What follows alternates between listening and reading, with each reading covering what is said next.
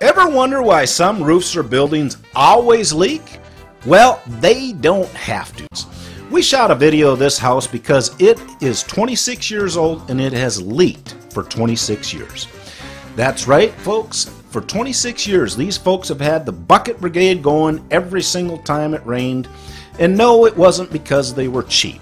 It was because they just couldn't seem to get these leaks stopped. Let's take a look at what's going on here and why they had these leaks and how to solve it. But besides that, the foam was run right up these frame walls on these gable ends with buried flashing in them, and any water that gets behind the stucco, which it does, it becomes trapped in those walls. On the short parapet walls, the foam should have been run right up over the top of them to stop any water from getting into those periods, but that was not done. Now here's something that's really strange. They put foam underneath the tile on top of the underlayment. That one I have not seen before. This was a new one on me, folks. They also used foam instead of flashings for all the roof-to-wall connections at the tile roof area. There's enough things wrong with this one that we just said we gotta just plain start over. We completely removed the stucco from the walls so we could install proper flashings at the roof-to-wall connections at both the tile roof area and the foam or flat roof area.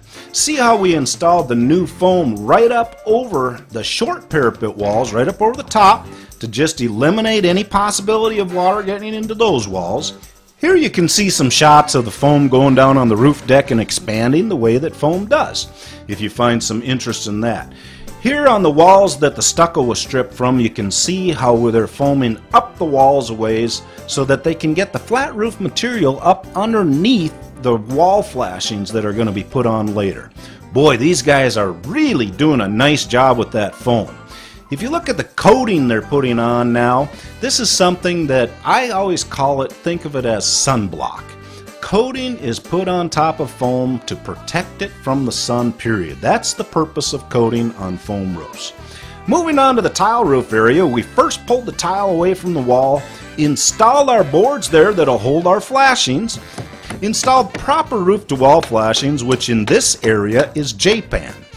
And above that and underneath the stucco, we put the Z-bar flashings, and then on top of that, the waterproofing that again goes underneath the stucco, making it impossible for water to get into that wall cavity area. The flashing that you see being put on in this area is called head wall flashing. This flashing actually laps over the top of the tile that meets this head wall. Again, Z-bars installed over the top of that, and then the waterproofing on the wall behind that'll be underneath the stucco, again making that wall waterproof so any water that gets through that stucco, which it does, folks, it cannot get into the wall cavity.